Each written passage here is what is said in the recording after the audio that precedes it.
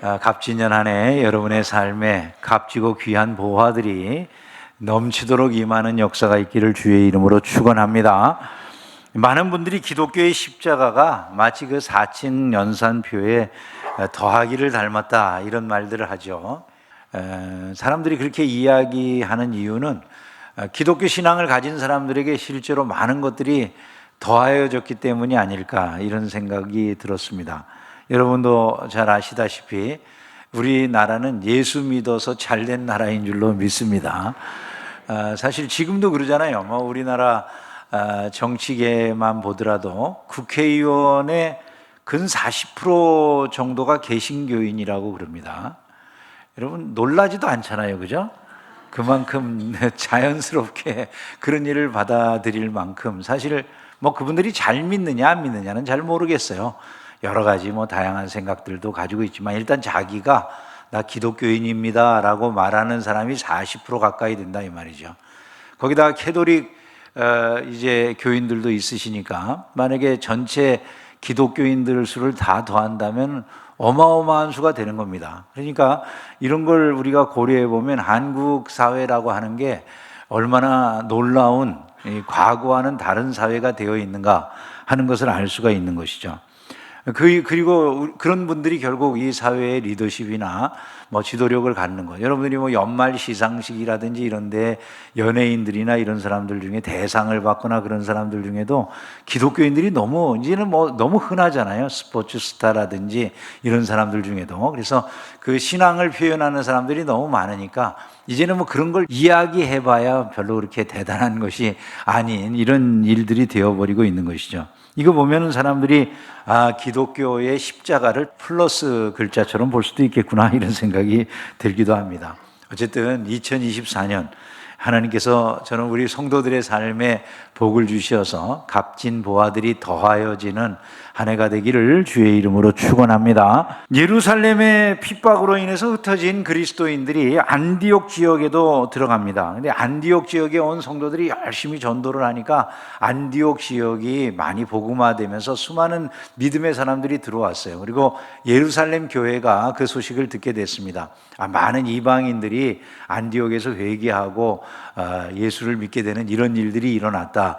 그 소식을 들었으니까 너무 감사해서 예루살렘 교회가 한 일이 제일 먼저 뭐냐 하면 이들을 지도해 줄 사람을 보내는 일이었어요. 그래서 바나바를 그곳에 파송을 하게 됩니다. 중국이 모택동의 문화혁명 이후에 선교사들을 다 추방을 했습니다. 그래서 선교사들이 하나도 남지 않았던 시기가 있었는데 그 시기에 여러 가지 기독교 박해가 엄청나게 일어났음에도 불구하고 모택동 사라지고 이후에 등소평이 정권을 잡으면서 등소평은 개방 정책을 썼잖아요. 그죠? 개방 정책을 쓰면서 많은 선교사님들이 다시 들어갈 수 있게 됐습니다. 중국에 들어가 보니까 선교사님들이 깜짝 놀랄 일이 엄청나게 예수 믿는 사람들이 늘어나 있는 거예요. 선교사님들 계실 때보다도 더 믿는 사람들이 많이 늘어나 있는 겁니다. 알고 보니까 중국의 그 소위 가정교회 이런 데가 핍박을 받으니까 더 열심히 전도를 해가지고 아주 소그룹 단위로 지방의 도처에까지 다 이 복음을 전해가지고 더 많은 사람들이 오히려 과거 선교사님들이 많이 계실 때보다 예수를 믿게 됐더라는 것이죠. 근데 그곳에 들어갔던 선교사님들이 제일 먼저 필요로 느꼈던 게 그들이 예수를 많이 믿기는 하지만은 그 신앙이 탄탄하지를 못하니까 성경만 읽는데 이해시켜주는 사람이 없이 성경을 읽어놓으니까 이분들이 그 신앙이 자라는 게 아니라 어느 상황이 되면 멈추는 거예요, 이 신앙생활. 그리고 어떻게 신앙생활을 구체적으로 해야 되는지를 잘 모르는 거죠. 그런 상황이 되니까 제일 먼저 선교사님들이 요청했던 게 이들을 지도해 줄 사람들을 보내달라. 그래서 많은 분들이 선교사로 들어가는데 중국에는 가르치는 교사의 역할을 할 선교사들이 들어갔었어요. 그래서 이제 그곳에 있는 리더십들, 소위 말하면 가정교회 지도자들이나 이런 분들이 거의 뭐 중졸 학력 이하의 막 이런 분들이 이제 가정교회 지도자들이고 이러시니까 그런 분들을 대상으로 해가지고 다시 교육을 하고 이분들이 이제 고등교육을 받은 분들처럼 가르칠 수 있도록 그렇게 만들어가지고 중국에 뭐 교단도 만들고 여러 교회들이 세워져 가도록 돕는 이런 일을 했던 걸 우리가 알 수 있습니다. 마찬가지 이 지금 예루살렘 교회가 한 일이 바로 그거예요. 바나바를 보내서 바나바로 하여금 이렇게 많이 늘어난 교인들을 제대로 가르쳐야 되겠다 그런 생각을 한 거죠. 바나바가 오니까 정말로 놀라운 일이 일어났습니다. 큰 무리가 죽게 더하여지더라 이렇게 말씀해요. 근데 바나바라고 하는 사람이 특별한 성품을 가지고 있었다는 거예요. 그리고 특별한 사역을 했다는 거죠. 그래서 이에 큰 무리가 죽게 더하여지더라 이렇게 말씀을 해요. 이해라고 하는 것은 앞에 어떤 이유가 있어서 그 결과물로 이런 결과가 나타난 거다 그런 얘기잖아요. 큰 무리가 더하여지는 이 부흥의 역사에 무슨 요인들이 있었는가 이걸 우리가 좀 살펴보려고 하는데요. 첫 번째 요인은 이겁니다. 이곳에 파송받아온 바나바라고 하는 이분은 은혜를 알고 은혜를 누릴 줄 아는 사람이었다는 거예요. 은혜를 알고 은혜를 누릴 줄 아는 사람에게 하나님께서 복의 복을 더하여 주시고 부흥의 역사를 더하여 주신 줄로 믿습니다. 그가 이르러 하나님의 은혜를 보고 기뻐하여 이렇게 말씀해요. 바나바가 이 안디옥 교회에 이르러서 하나님의 은혜를 보고 기뻐했다 이렇게 말씀해요. 그러니까 바나바는 안디옥 교회에 딱 도착하자마자 그가 바로 알 수 있었던 게 뭐냐면 이 부흥은 이 안디옥 교회의 부흥이라고 하는 건 하나님의 은혜구나라고 하는 걸 알 수가 있었다는 것이죠. 그래서 그것을 누리며 기뻐하고 감사하는 이런 모습을 보이고 있는 것입니다. 더하여지는 인생을 살아가는 사람이 누군가? 은혜를 알고 은혜를 누릴 줄 아는 사람들이에요. 많은 사람들이 다 은혜를 알 것 같지만 의외로 은혜를 잘 모르고 살아가는 경우들이 많이 있습니다. 리자청이라고 하는 사람의 이름을 여러분들이 들어보신 적이 있으실 것 같아요. 이 리자청이라고 하는 사람은 현재 홍콩의 최고의 재벌이라고 그럽니다. 이 리자청이라고 하는 사람이 홍콩에서 가지고 있었던 그 재산이 개인 재산이 30조가 넘었대요. 그래서 아시아 제일의 부호라고 알려져 있었던 사람인데 여러분 혹시 홍콩 여행해 보신 적이 있으신가요? 그 당시 홍콩을 여행하던 이 중국이 지금 홍콩을 복속하기 전에 홍콩을 여행하는 사람들이 홍콩에서 1달러를 쓰면 그 중에 5센트는 전부 다 이 리자청의 주머니로 들어갔다. 이런 정도로 이 사람이 많은 돈을 번 사람이라고 그럽니다. 근데 이 리자청이라고 하는 사람은 원래 세탁소의 직원으로 시작을 해가지고 자기의 당대에 30조가 넘는 재산을 모았으니까 엄청난 부호가 된 사람이죠. 그런데 이 사람은 자기가 어려웠던 그 세탁소 직원이었을 때의 그 생활을 항상 기억을 해가지고 5만 원짜리 이하의 구두를 신고 양복도 항상 한 10만 원 이하짜리 양복을 입고 그리고 비행기를 탈 때도 늘 30조 부자가 자기 개인 비행기를 타고 다녀도 될 사람이 비행기 탈 때 이코노믹석을 타고 다니고 이런 분이라고 그래요. 그런데 그렇게 이제 돈만 아는 그런 자린고비라서가 아니라 이 사람도 기부도 많이 해가지고 한 3천억 원 정도의 기부를 하고 뭐 이럴 정도로 또 풍성하게 쓸 줄도 아는 사람이라고 그럽니다. 근데 이 사람이 자기가 부자가 되는 과정에서 깨달은 게 있다는 거예요. 내가 부를 모으는 데 있어서 제일 중요한 건 사람이더라라고 한 걸 안 겁니다. 사람이 중요하다. 돈을 모으는 데 있어서는 사람이 모든 것의 요인이다. 그래서 사람을 쓰는 일, 사람과 동업하는 일에서 자기 나름대로 아주 철저하게 지킨 몇 가지 원칙이 있었다는 거예요. 그래서 이 사람이 지키던 그 원칙을 이렇게 표현합니다. 육불합, 칠불교라고 이렇게 말을 해요. 육불합이라고 하는 것은 내가 함께 동업을 해도 되는 사람들이 있고 아닌 사람들이 있는데 육불합이라고는 아닌 사람 6종류. 그 다음에 칠불교라고 하는 것은 내가 교류해서는 안 될 사람 7종류가 있다. 이렇게 정해놓고 이 사람들을 철저히 가렸다는 거예요. 그랬더니 자기가 성공했다는 거죠. 이 육불합에 동업해서는 안 될 사람이라고 말하는 것 중에 이런 얘기가 나와요. 첫째는 욕심이 너무 강한 사람, 둘째는 사명감이 없는 사람, 셋째는 인간미가 없는 사람, 넷째는 부정적인 사람, 다섯째는 원칙이 없는 사람, 그리고 여섯째가 뭐냐 하면 고마워할 줄 모르는 사람하고는 동업하면 안 된다고 이 사람이 얘기하는 거예요. 그 이유를 뭐라고 그랬냐면 은혜를 모르는 사람들은 반드시 배신한다, 이렇게 말을 했다는 거죠. 이 사람은 동업을 해야 될 사람 가운데 항상 은혜를 알고 감사할 줄 아는 사람이어야 된다라고 하는 원칙을 세워놓고 그런 사람들을 상대로 사업을 하고 자기의 모든 것을 일구어 나갔다는 것이죠. 그 결과가 이렇게 당대에 어마어마한 돈을 벌 수 있는 이런 사람이 되었다는 것이에요. 신앙생활을 하는 데에도 여러분 고마워할 줄 모르는 사람 옆에 있으면 좋습니까? 안 좋습니까? 감사할 줄 모르고 불평만 하는 사람 옆에 신앙생활하는 동안에 옆에 두면 내 신앙에 도움이 될까요? 안 될까요? 집안에서 부모 자식 간의 관계도 그러잖아요. 자식이 부모에게 고마워할 줄 알아야 자식이 이쁘죠. 맨날 불평해도 이쁘세요? 성인이에요, 그러면요. 그러나 보통은 되게 고마워할 줄 알아야 자식도 이쁜 거죠. 누구나 다 고마워할 줄, 옆에 선생님에 대해서 고마워할 줄 알아야, 나를 가르쳐 주신 게 고맙다 이런 생각을 할 줄 알아야 그 사람과 함께 하는 것이 좋은 거지. 고마운 줄 모르는 사람을 누가 좋아하겠어요? 근데 우리는 이런 것들이 인생에서 너무 중요하다는 원리를 잃어버리고 살아요. 하나님도 마찬가지예요. 하나님은 감사할 줄 모르는 사람을 기뻐하지 않으세요.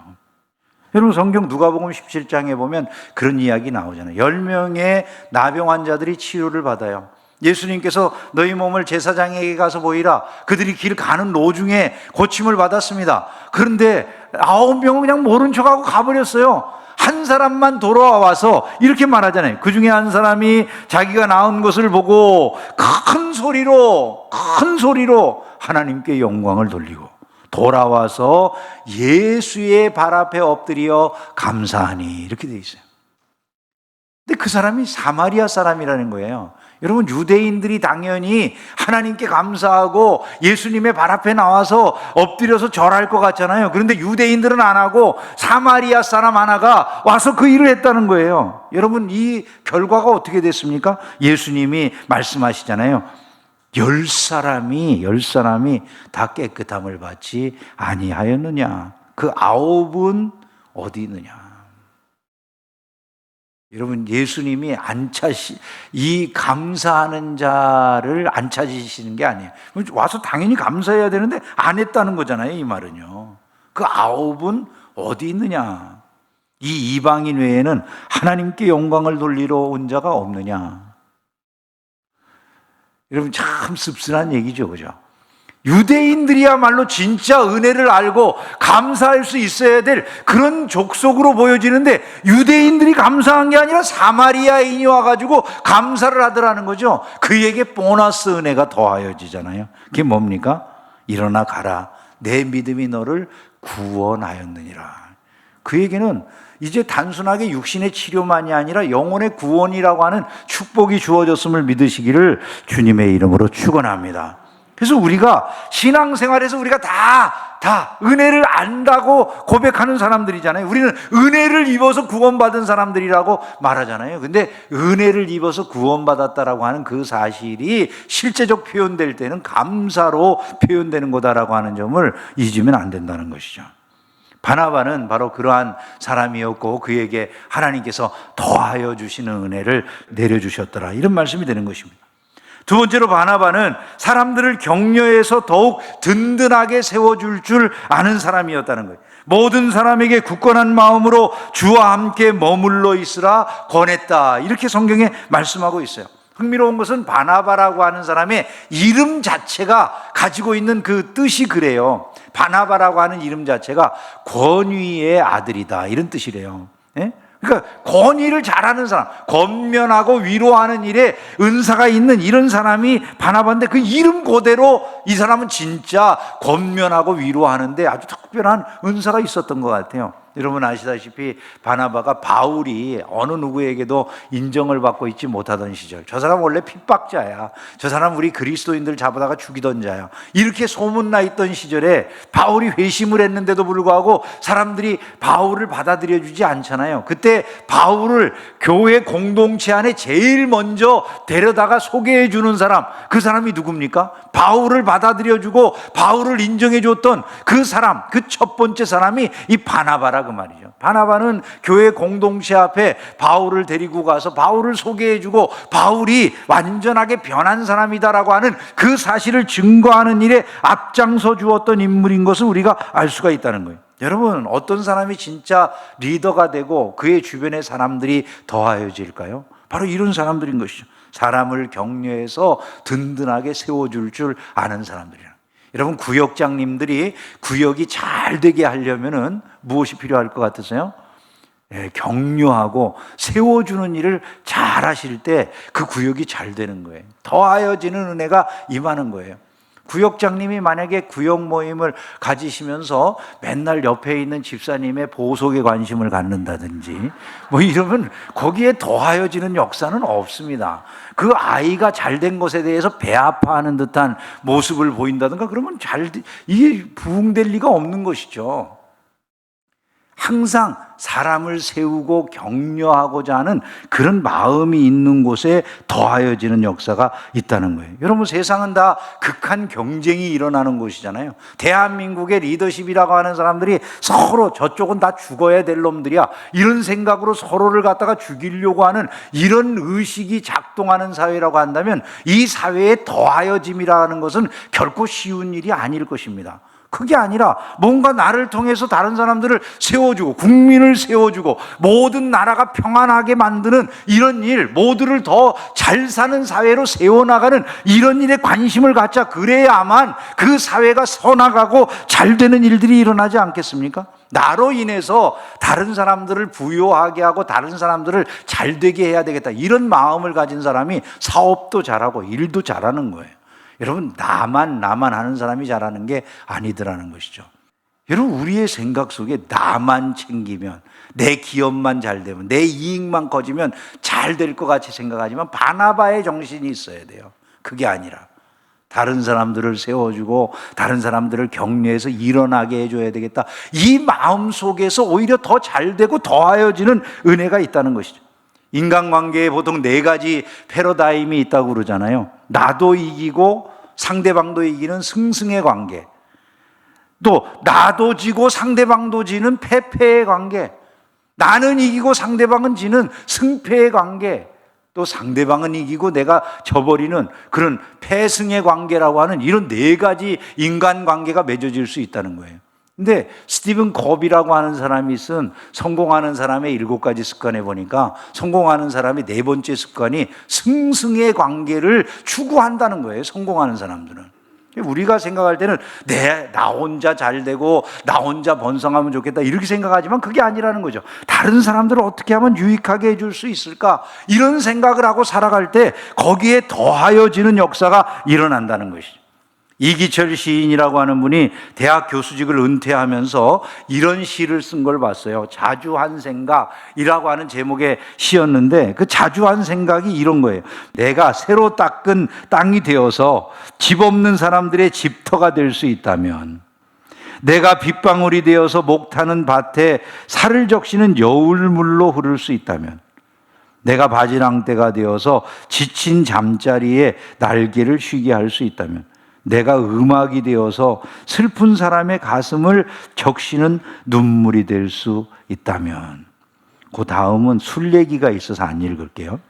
여러분, 이분의 그 은퇴하는 그 말들이 참 따뜻하지 않습니까? 그죠? 자기가 뭔가 어려운 집 하나도 없이 살아가는 사람들을 생각할 때 마음에 내가 그들의 집터라도 될 수 있으면 좋겠다, 이런 마음을 가졌다는 거잖아요, 이분이요. 아니, 지금 막 가뭄으로 농심이 타들어가는 그때 자기가 좀 떨어지는 빗방울이 돼서 그들의 마음 속에 흘러가는 여울물이라도 돼주면 좋겠다, 이런 마음을 갖잖아요. 그죠? 슬퍼하는 사람에게는 위로하는 음악이 되어줄 수 있으면 좋겠다라고 생각하잖아요. 자기만 생각하는 게 아니라 다른 사람들을 생각하고 다른 사람들을 세워주려고 하는 마음 아닙니까?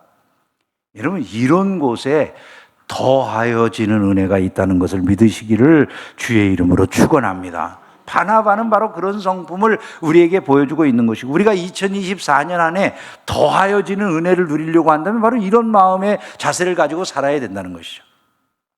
세 번째로, 바나바는 성품이 좋은 사람이었음을 알게 됩니다. 그런 사람 주변에 더하여지는 역사가 일어난다는 것이죠. 바나바는 착한 사람이라 성경이 이렇게 말씀했어요.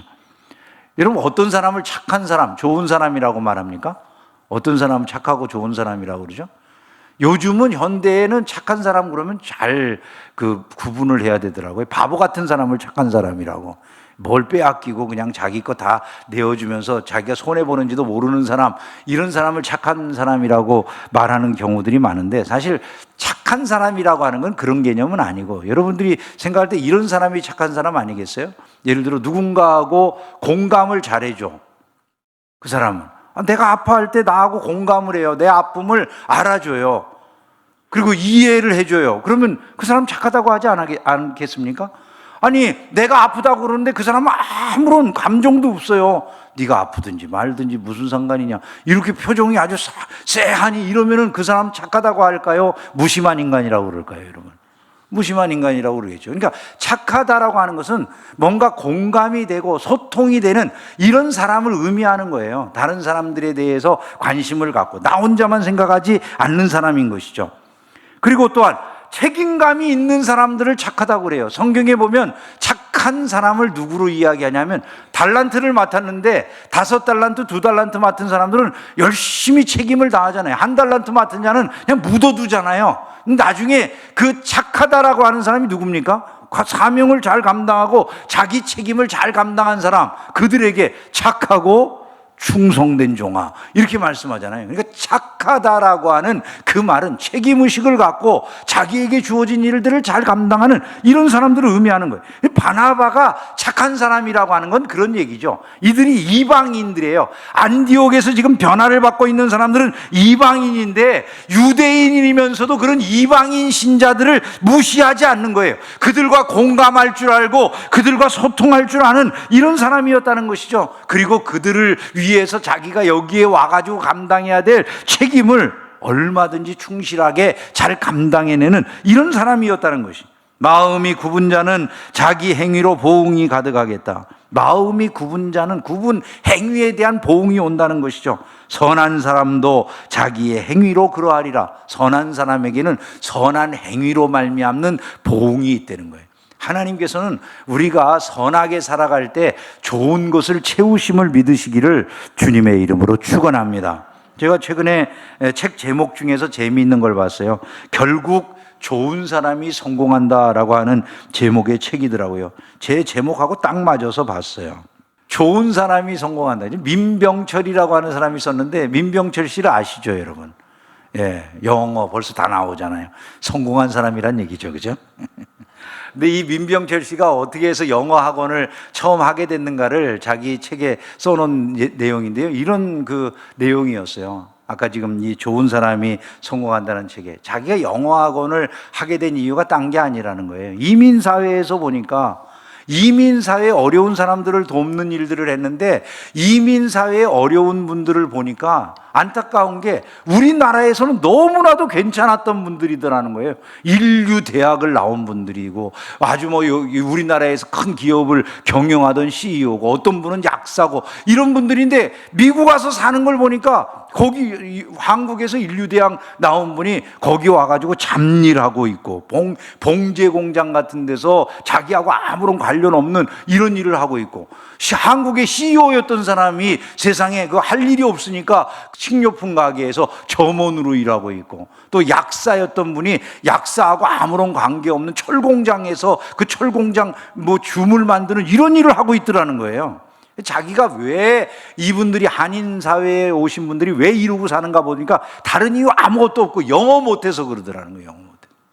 그걸 보고 자기 마음속에 사명감을 가졌대요. 우리 한인이 여기 미국 들어와가지고 이렇게 살아가는 모습 너무 안타깝다. 그냥 단순하게 영어 하나 못한다는 것 때문에 이렇게 지혜롭고 이렇게 재능이 많은 사람들이 이러고 사는 건 말이 안 된다, 이런 생각이 들어가지고 자기의 평생의 목표로 한인 가운데 여기 들어와서 사시는 분들 영어 때문에 이런 피해 보는 거 없애드리자, 이런 마음으로 시작했던 건데, 그 마음이 오늘날과 같은 그런 민병철 어학원이라고 하는 어마어마한 영어학원이 됐다는 거예요. 여러분, 바나바가 착한 사람, 우리가 착하면 바보짓이나 하지 이렇게 생각하지만 그게 아니라는 거예요.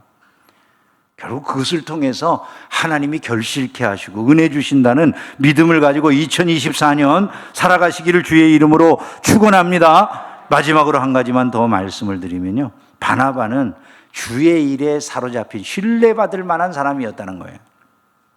성령과 믿음이 충만한 사람이라 그러잖아요. 성령과 믿음이. 한번 생각해 보세요.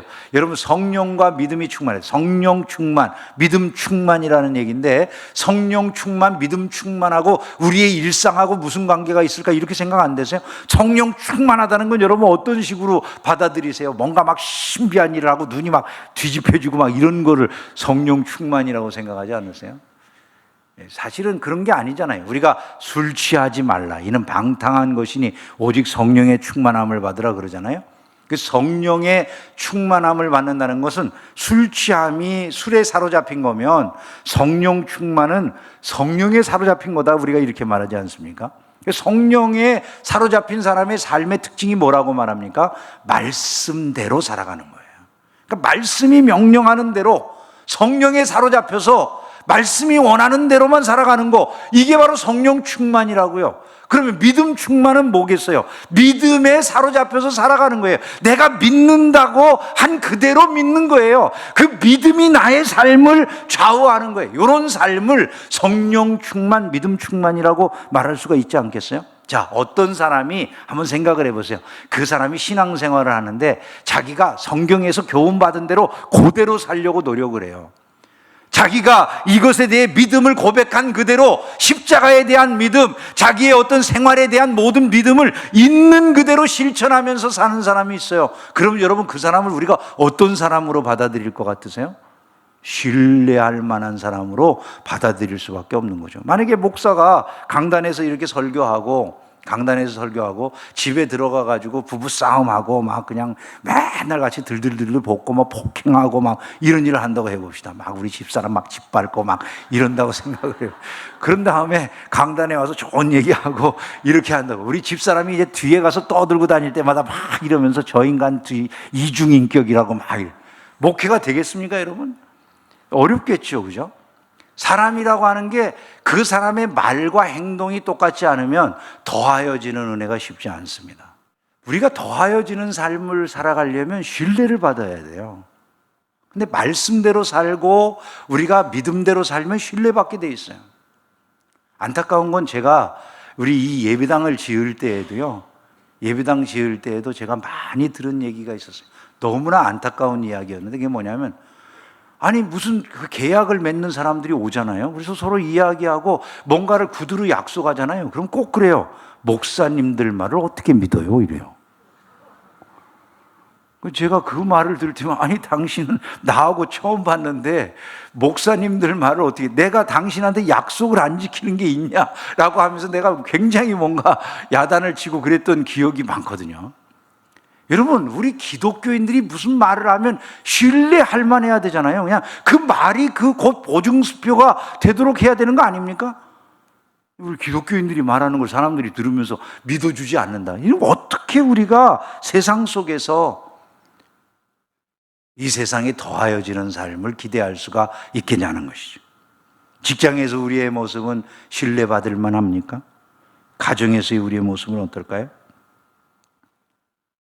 부모님이 신앙생활 하는데, 부모님이 신앙생활 한다고 교회에서 들은 말씀의 모습하고 집에 와서 실제로 하는 모습이 다를 때 어떨까요? 이런 것들이 우리의 모습을 좌우하게 되어지고 삶에 더하는 문제들을 좌우하게 된다는 것이죠. 이런 것을 우리가 2024년 한 해는 생각하면서 살아가야 되겠다는 것입니다. 주님에게 사로잡혀서 성령 충만, 믿음 충만한 이런 삶을 살아가려고 애쓰는 그 가운데에서 하나님께서 2024년 안에 여러분의 모든 삶을 풍성하게 더하시는 한 해가 되기를 주의 이름으로 축원합니다. 우리가 삶의 열매를 풍성하게 맺기 위해서 바나바를 생각하면 좋겠어요. 은혜를 알고 은혜를 누릴 줄 아는 사람이 되는 것. 주위 사람들을 그냥 나만 챙기는 것이 아니라 주위 사람들을 격려할 줄도 알고 사람들을 세워주려고 하는 이런 마음을 가진 사람이 되는 것. 성품이 좋은 사람이 되어서 많은 사람들에게 칭찬 듣는 이런 사람이 되는 것. 주의 일에 정말 정성을 기울이는 성령 충만하고 믿음 충만한 그런 사람이 되어서 누구에게나 신뢰받는 사람이 되는 것.